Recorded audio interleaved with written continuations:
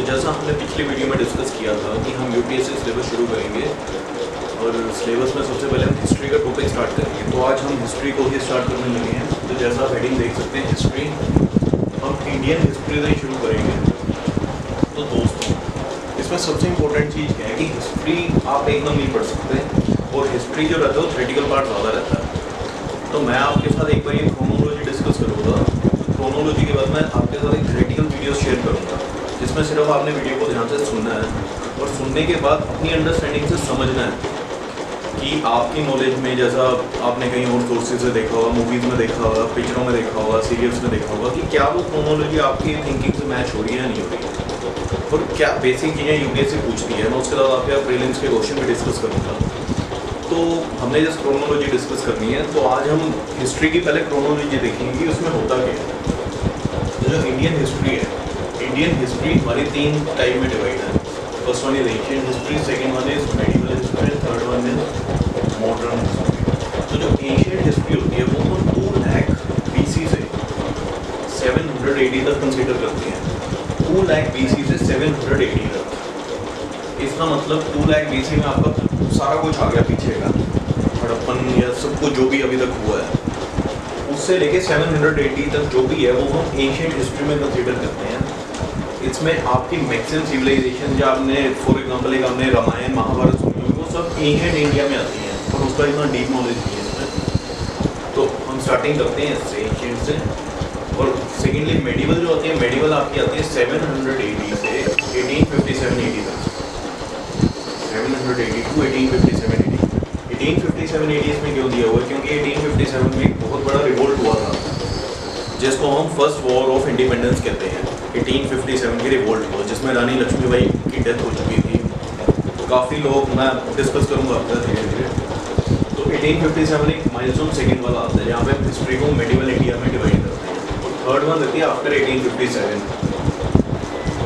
1857 का माइलस्टोन एक और कारण से भी इस वजह से इम्पोर्टेंट है क्योंकि 1857 से पहले जो ब्रिटिशर्स थे वो इंडिया के साथ बहुत ही शोषण करते थे कि जितनी भी आपने लड़ाइयाँ देखी होंगी, जैसे लगान मूवी है और जितनी मूवीज हैं उसमें जो जो ब्रिटिशर्स करते थे, जो उनकी पॉलिसीज रहती थी, जैसे सब्सिडरी अलायंस रहती थी, रोलेट एक्ट निकाला, वो सब इन्होंने 1857 से पहले की बात है। बट आफ्टर 1857 के रिवोल्ट के बाद उन्होंने अपनी पॉलिसीज चेंज की, थोड़े वो लीनियंट हुए इंडिया की तरफ। उसके बाद का मॉडर्न इंडिया आता है। 1857 के बाद से कई इन्होंने पॉलिटिकल एक्ट निकाले थे। इंडियन काउंसिल एक्ट जिसको कहते हैं 1892 का आया, 1909 का आया जिसको पार्लियामेंट्री रिफॉर्म्स कहते हैं, 1919 का आया मॉन्टेग चेल्सफोर्ड रिफॉर्म कहते हैं, 1935 गवर्नमेंट ऑफ इंडिया एक्ट आया। तो ये जितने एक्ट आए इससे हमारी गवर्नमेंट ऑफ इंडिया जो आज भी चल रही है वो इनसे काफ़ी इंस्पायर्ड है। तो अभी ये कंफ्यूज ज़्यादा नहीं होता, ये जस्ट क्रोनोलॉजी के लिए आपने समझना है। तो अभी जब हम बात करें वो बात करें एशियन इंडिया की। इतना आपको एशियन इंडिया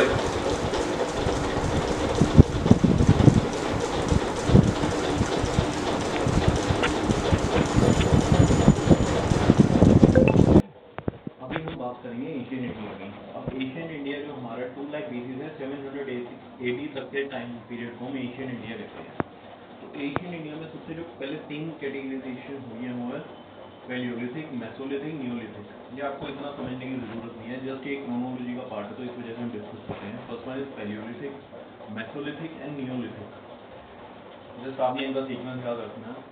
उसके बाद जो सबसे मेजर आती है वो होती है हड़प्पन सिविलाइजेशन जिसको हम इंडस वैली सिविलाइजेशन भी कहते हैं। हड़प्पन सिविलाइजेशन ये बहुत इंपॉर्टेंट है। प्रीलिम्स में हड़प्पन सिविलाइजेशन से एक ना एक क्वेश्चन जरूर आता ही आता है। हड़प्पन सिविलाइजेशन बेसिकली क्या थी? अब हड़प्पन सिविलाइजेशन की अगर हम बात करें तो हड़प्पन सिविलाइजेशन ऐसी थी कि जो हमारा इंडिया का मैप है, लेट अस सपोज ये इंडिया का मैप है, ये J&K ऐसे ये इंडिया का मैप। तो इसका अगर मैं आपको इस सेक्शन की बात करूँ सिर्फ, तो हम अभी सिर्फ और सिर्फ इस सेक्शन की बात करेंगे। तो जो ये वाला सेक्शन है,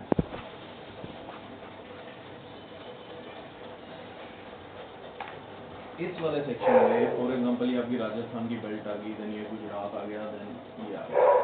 तो यहाँ पे हड़प्पन सिविलाइजेशन में कुछ ना कुछ आज की डेट में हमें आर्कियोलॉजिकल सर्वे ऑफ इंडिया की तरफ से कुछ पॉइंट्स मिले हैं जिसको एक्सकवेशन साइट कहते हैं। कुछ पाकिस्तान में है, कुछ गुजरात में है, कुछ राजस्थान में है, कुछ हरियाणा में है। तो ये जो है ये हड़प्पन साइट्स हैं। तो इनसे हमें ये पता लगता है कि हड़प्पन सिविलाइजेशन में जो लोग रहते थे वो हमारे जैसे लोग थे। और ये सिर्फ दूसरी चीज़ें जो मैं आपको आगे अगली वीडियो में शेयर करूँगा, हड़प्पन सिविलाइजेशन की जो साइट्स निकल के बाहर आई हैं इनसे हमें ये पता लगता है कि वहाँ पे जो लोग रहते थे वो किस तरह रहते थे, क्या उनका सोर्स ऑफ लिविंग था। जैसे बहुत बढ़िया चीज़ है कि आप जैसे चंडीगढ़ में कोई चंडीगढ़ का ही एग्जाम्पल लो आप, तो जैसे यहाँ पे जितने भी हैं ये आपको एक चौक दिखेगा, देन ये रो है पाथवे, इधर बिल्डिंग्स बनी है, इधर बिल्डिंग्स बनी है, सीवरेज की लाइन अलग डली हुई है नीचे। तो ये सब सिस्टम वहाँ पे हड़प्पन में भी था उस टाइम। हड़प्पन सिविलाइजेशन के लोग भी इसी तरह वेल प्लान्ड उनका सिविलाइजेशन था। तो हड़प्पन सिविलाइजेशन सिर्फ अभी इतनी आप ध्यान रखें। हड़प्पन सिविलाइजेशन के बाद आएगा वैदिक पीरियड। अब ये हम बात करते हैं Harappan civilization let us suppose आपकी पीछे से लेके 1500 तक आई थी। तो वैदिक पीरियड जो हमारा काउंट होता है वो होता है 1500 से 600 BC का। ये हमारा वैदिक पीरियड रहता है। वैदिक पीरियड क्या होता है ये भी मैं आपको ठीक में बताऊंगा। अभी जैसे मैं बताता हूँ वैदिक पीरियड में आर्यंस आए थे कुछ लोग पीछे हिंदू कुछ पर्वत से, जो आज के में अफगानिस्तान है। अब आर्यंस आए थे इंडिया में, वो कैसे आए थे ये अभी भी किसी को नहीं पता। और उनके आने के बाद जो हड़प्पन सिविलाइजेशन थी वो खत्म हो गई थी। तो कुछ स्टडीज ये कहती है कि आर्यंस आए थे, वो हड़प्पन के साथ लड़े, हड़प्पन खत्म हो गए थे, देन आर्यन यहाँ रुके। कुछ कहते हैं कि हड़प्पन सिविलाइजेशन नेचुरल कैलेमिटीज की वजह से खत्म हो गई, बाढ़ इतनी आ गई थी, रिवर ओवरफ्लो हो गई थी, अर्थक्वेक आए तो हड़प्पन खत्म हो गए, देन आर्यंस आगे रहे। तो ये दो तथ्य हैं, अभी इसमें किसी ने भी कोई क्लैरिटी नहीं दी है। तो फिलहाल जो आर्यंस आए थे खाइबर पास से, उन्होंने यहाँ पे आके वैदिक कुछ ऋग्वेद जो 4 वेद हैं उनका यहाँ पे जन्म किया, जिसको हम वैदिक पीरियड कहते हैं 1500 से 600 BC तक। इसके अंदर कुछ रूल्स बने, फीस्ट बने, सोसाइटी को 4 कैटेगरी में क्लासीफाई किया, ब्राह्मण के कुछ आपकी वर्क कंटेंट डिफाइन किया, क्षत्रिय का कुछ डिफाइन किया। तो ये जितना भी हुआ ये वैदिक पीरियड में हुआ। देन वैदिक पीरियड में ही मतलब वैदिक पीरियड एक टाइम था तो एक महाजनपदा हुआ था। अब जनपद हम जिसको कहते हैं, जनपद होता है जो बेसिकली जनपदा नाम है, ये हम एक विलेज को कहते हैं। तो महाजनपदा क्या हो गया, क्लस्टर ऑफ विलेज, 1 2 3 4 5 मिलके एक जनपद बन गया। तो ये 16 महाजनपदा थे उस टाइम। जो 16 महाजनपदा थे ये आज के डेट में भी हैं, जैसे कोसला, पंचाल, कुरु, महाभारत में कुरु एक एरिया था। तो ये महाजनपदा 16 थे। इन्हीं में से आगे फिर आपकी डायनेस्टी शुरू हुई थी यहाँ पे। ये सब आपकी यहाँ पे डायनेस्टी शुरू हुई थी। जैसे सबसे फर्स्ट डायनेस्टी जो थी हरियंका डायनेस्टी। आपने सिर्फ इनका नाम याद रखना फिलहाल के लिए। First one is Haryanka dynasty, second one is Shishunaga dynasty, third one is Nanda dynasty. Nanda dynasty का आपको एक पता होगा कि एक चाणक्य ऋषि हुए हैं। जो चाणक्य हुए हैं वो चाणक्य ने जब चंद्रगुप्त मौर्य को बिठाया था, तो जो मौर्य इन्वेंशन था वो नंदा को ओवरथ्रो करके मौर्य आए थे यहाँ पे। तो चाणक्य ने जो इनके लास्ट रूलर थे धनानंद, इनको ओवरथ्रो किया था with the help of Chandragupta Maurya. और नंदा डायनेस्टी यहाँ पे एंड हुई थी, मौर्य ने यहाँ से स्टार्ट हुई थी। देन चंद्रगुप्त मौर्य आए, मौर्य में देन बिंबिसार आए, देन अशोक आए। अशोक के बाद उनके पुत्र थे वो आए जिनको पुष्यमित्र सुंगा ने मर्डर करके देन सुंगा डायनेस्टी बनी। इसी तरह कान्वा डायनेस्टी, सतवाहना, देन साका, देन पार्थिया, कुशन, संगम, चेरा, चोला, पांड्या। ये जो आपकी हैं ये साउथ की हैं, साउथ इंडिया। ये आपके साउथ एंड वेस्टर्न की हैं, साउथ, मिडल एंड वेस्ट। तो ये सब डायनेस्टी है, इनका आपने भी सिर्फ और सिर्फ क्रोनोलॉजी याद रखनी है और फिलहाल के लिए कुछ याद नहीं रखना। तो ये हमारी एशियन इंडिया में था। इसमें कुछ टॉपिक बहुत इंपॉर्टेंट है, जैसे पल्लवास, प्रतिहारास, राष्ट्रकूटास, सतवाहनास, कुशन्स, ये कुछ संगम एज बहुत इंपॉर्टेंट है। तो ये कुछ इंपॉर्टेंट चीज़ें हैं वो हम डिस्कस करेंगे आने वाले नेक्स्ट वीडियो में। तो अभी के लिए जैसे क्रोनोलॉजी हम डिस्कस कर रहे हैं, तो इसके बाद हमारी मेडिवल इंडिया आती है जिसमें फर्स्ट 780 से 1857 स्टार्ट होता है। तो इसमें सबसे फर्स्ट आता है मुगल इन्वेंशन। अब मुगल इन्वेंशन की बात करते हैं तो ये मुगल बाबर नहीं था। जो सबसे फर्स्ट मुगल 712 में आया था वो आया था मोहम्मद बिन कासिम। मोहम्मद बिन कासिम इंडिया में था 712 में, जिसने सोमनाथ टेम्पल को डिस्ट्रॉय किया था और लूट के वापस चला गया था। वो यहाँ पे स्टे नहीं किया, उसने आया, लूटा, 12 बार लूटा, then he return to his own Afghanistan. तो इसको हम 100% मुगल इन्वेंशन नहीं कहते, बट फर्स्ट मुगल जब आया था वो 712 में मोहम्मद बिन कासिम आया था, ठीक है। उसके बाद सेम ईयर मतलब इसी कैटेगरी में मोहम्मद घोरी आपके आए थे 1191 में। मोहम्मद घोरी इंडिया आए, उन्होंने पृथ्वीराज चौहान से लड़ाई हुई, पृथ्वीराज चौहान ने उनको काफ़ी बार हरा दिया, but in the end Mohammad Ghori ने पृथ्वीराज चौहान को हराया, उनको अपने साथ वापस अफगानिस्तान लेके मार दिया। मतलब कोशिश भी एक टाइप से नेक टू डेथ वाला ही एक्सपीरियंस हो गया था। तो उसके बाद मोहम्मद घोरी का एम्पायर सेटल हुआ, बट मोहम्मद घोरी ने इंडिया में एक्वायर कुछ नहीं किया। तो उन्होंने क्या किया, स्लेव डायनेस्टी, जो उनका उस टाइम कुतुबुद्दीन ऐबक,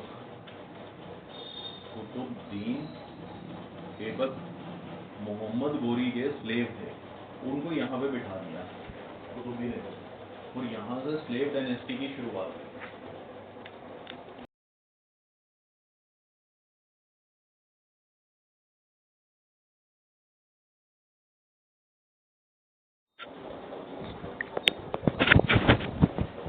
कुतुबुद्दीन ऐबक साहब को यहाँ पे बिठा दिया, मोहम्मद घोरी ने खुद वापस चला गया, तो उन्होंने स्लेव डायनेस्टी बना दी। अब कुछ टाइम बाद कुतुबुद्दीन ऐबक रहे, कुतुबुद्दीन ऐबक पोलो खेलते खेलते उनकी डेथ हो गई, गिर चुके थे वो। उसके बाद नेक्स्ट रूलर आए, तो देखते देखते जो नेक्स्ट एक्वायर जो किंगडम आया वो था खिलजी डायनेस्टी। खिलजी डायनेस्टी में जिन्होंने स्टार्ट किया था वो थे जलालुद्दीन खिलजी।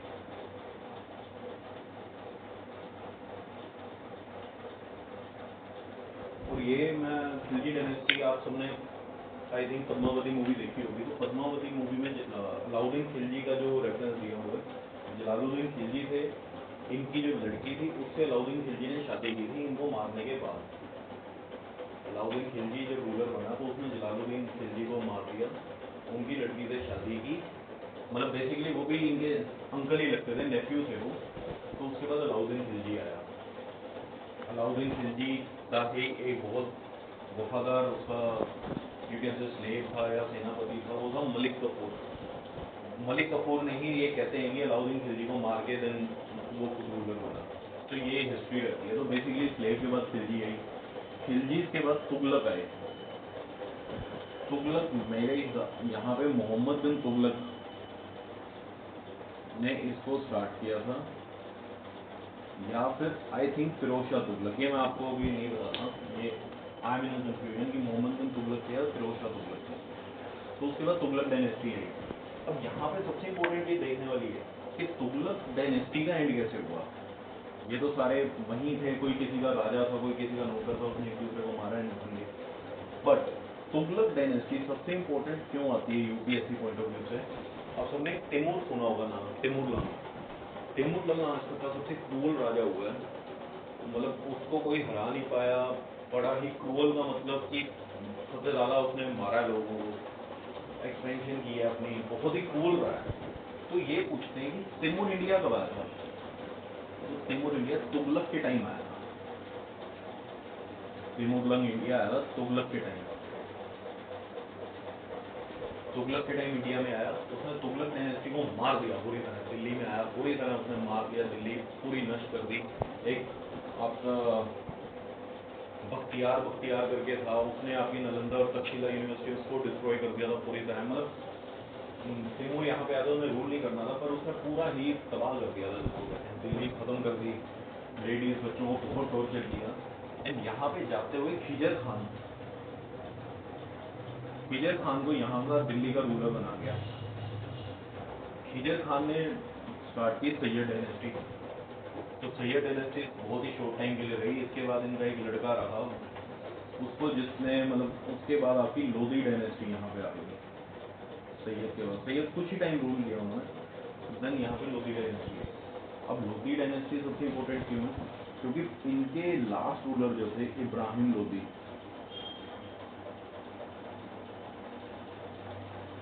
इनकी लड़ाई हुई थी मुगल, यहाँ पे मुगल आपके आए थे, जिसको हम टाइम पीरियड की बात करें तो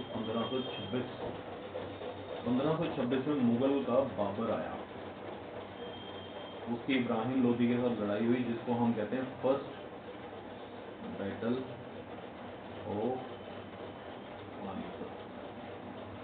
इसने इब्राहिम लोधी के साथ लड़ाई की, इब्राहिम का लोधी बुरी तरह हारा। देन यहाँ से बाबर ने मुगल डायनेस्टी का स्टार्ट किया।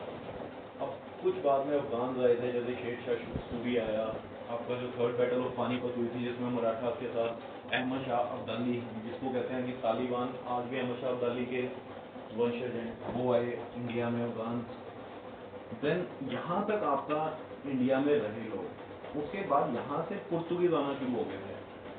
मैंने क्रोनोलॉजी में इस वजह से लिखा है क्योंकि ये रूलर थे जिन्होंने रूल किया, अदरवाइज पुर्तगीज आपके आई थिंक 1456 में आ गए थे, जिसको कहते हैं वास्को डी गामा, वो इंडिया में आ गए थे 1456 में, मतलब इन्हीं के टाइम। 1526 में मुगल है, पोर्टुगीज उनसे पहले आ गए थे, बट उन्होंने रूल नहीं किया, रूल उन्होंने इसके बाद ही किया।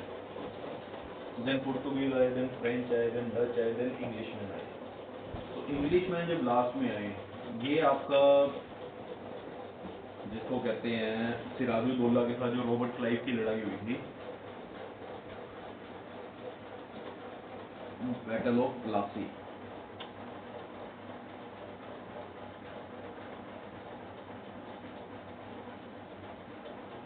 सेवनटीन फिफ्टी सेवन में बैटल ऑफ प्लासी हुई थी, जिसमें सिराजुद्दौला की लड़ाई हुई थी इंग्लिशमैन से रॉबर्ट क्लाइव से। वो भी लड़ाई होने का एक बहुत बड़ा रीज़न था, वो मैं आपको अच्छे से एक प्रैक्टिकल पार्ट में समझाऊंगा कि क्या इशू था, जिसमें बैटल ऑफ प्लासी में ये इंग्लिशमैन जीत गए थे, सिराजुद्दौला बुरी तरह हार गया था। देन यहाँ से 1757 से इंग्लिशमैन ने इंडियन एडमिनिस्ट्रेशन कंट्रोल करना शुरू कर दिया। तो ये हमारी मेन रहती है मेडिवल इंडिया। अब हमारी जो लास्ट आती है, वो लास्ट हमारी आती है मॉडर्न इंडिया। अब मॉडर्न इंडिया की बात करें, मॉडर्न इंडिया में आफ्टर 1757 से ब्रिटिशर्स ने राज किया। 1857 तो पूरी तरह शोषण किया, कुछ चीज़ें भी लाए, जैसे रेलवेज आई, टेलीफोन लाइन बिछी, जो भी था, पर शोषण ज़्यादा हुआ, डेवलपमेंट कम हुई। तो 1857 में जब लोगों ने अंत देख ली, सब्सिडरी लाइन शुरू किया, इन्होंने ऐसा रूल बना दिया कि अगर एक राजा है और उसका अगर कोई लड़का नहीं है नेक्स्ट अपना, तो सारा राज्य उसका आर्मी के पास चला जाएगा। अगर अपना है देन वो रूलर बनेगा। आर्मी को राजा की सपोर्ट में खड़ा करके, और राजा को सारी फाइनेंशियल बेयर करने पड़ते थे आर्मी के। तो बुरी तरह से ही इन्होंने शोषण किया टिल 1857 में बहुत बड़ी लड़ाई हुई, जिसमें आपका मुगल साम्राज्य का जो बहादुर शाह जफर था, उसने भी बगावत कर दी दिल्ली में, तानसेन टोपे ने बगावत कर दी, नाना साहब ने बगावत कर दी, तो मीराबाई ने बगावत। तो बहुत ही लार्ज स्केल पे रिवोल्ट हुआ था ये। पर ये कुछ ना कुछ हमारे मर्चेंट्स थे, ट्रेडमैन थे, जो हाई प्रोफाइल क्लास थे इंडिया की, उन्होंने ब्रिटिशर्स का साथ दिया। इस वजह से ये बैटल हम हार गए थे, ब्रिटिशर्स जीत गए थे। अदरवाइज ये 1857 एक अपने आप में फर्स्ट वॉर ऑफ इंडिपेंडेंस कहते हैं इंडिया की। 1947 से 1857 फर्स्ट वॉर ऑफ इंडिपेंडेंस थी, 1947 सेकेंड वॉर ऑफ इंडिपेंडेंस है, बट हमें इसमें जीत नहीं मिली, तो हम इसको काउंट नहीं कर सकते। तो 1857 के गवर्नमेंट ने अपनी पॉलिसी चेंज की। क्वीन एलिजाबेथ जो इंग्लैंड में बैठक की थी, उसने एडमिनिस्ट्रेशन डायरेक्ट अपने अंडर ले ली। कुछ एक्ट निकले, जैसे यहाँ पे आपको वाइसरॉय दे दिया, गवर्नर जनरल बन गया बंगाल। गवर्नर जनरल हालांकि पहले भी था, पर जो बंगाल का था वो इंडिया का बन गया। सेक्रेटरी ऑफ स्टेट आ गया जो लंदन में बैठता था, बट वो डायरेक्ट करता था गवर्नर जनरल को कि क्या काम करना है। तो ये इन्होंने बहुत चीज़ें चेंज की। कांग्रेस आपकी डेवलप हुई 1885 में, 1885 में कांग्रेस का जन्म हुआ। कांग्रेस का जन्म भी आपके इंग्लिशमैन ने A.O. ह्यूम ने किया, जो सिविल सर्वेंट रिटायर्ड थे। उसके बाद आपकी कांग्रेस सेशन हुए, जो कांग्रेस बनी तो उसके सेशन हुए, जैसे आज की डेट में सेशन होते हैं। उसके बाद सूरत स्प्लिट हुआ 1907 में, जिसमें आपके मॉडरेट्स और एक्सट्रीमिस्ट अलग हो गए थे। इन दोनों में टकरार हो गई थी तो ये अलग हो गए थे, जिसमें आपका इसमें आप कह लो नेहरू तो नहीं थे, पर एक्सट्रीमिस्ट में आपके लोकमान्य तिलक थे,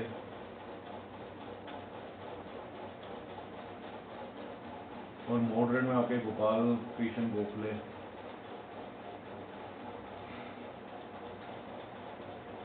गांधीयन एरा आया 1917 में, जब गांधी जी इंडिया रिटर्न हुए। साइमन कमीशन आया 1928 में।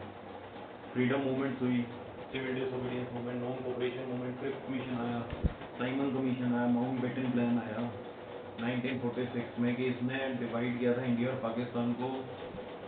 जो लाइन आपकी बनी थी इन बिटवीन, वो लाइन इसने बनाई, कैसे डिवाइड होगा, क्या पॉलिटिकल और इकोनॉमिक बेनिफिट दोनों को मिलेंगे, किस डेट को अलग होगा।